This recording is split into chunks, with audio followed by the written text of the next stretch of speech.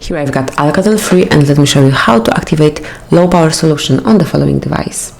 So at first, let me open the list of all applications, then find and select the settings.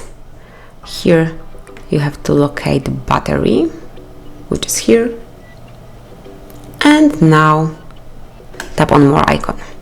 Here you can notice battery saver selected, it's the first tab, and you can simply activate it by tapping on this switcher. So now it's on, and then you can also switch it off the same way. You can also set up some automatic rules, so click on turn on automatically, and now you can select 5 or 15%. So anytime your battery is lower than 15 or 5%, let me pick 15, then low power solution will be automatically activated.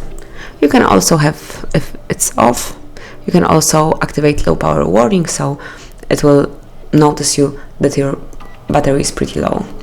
And you can also enable it through the upper bar. Simply slide it down and then locate the icon of the battery. It's here, and now do exactly the same thing. So that is all. This is how you can enable low power solution easily and quickly.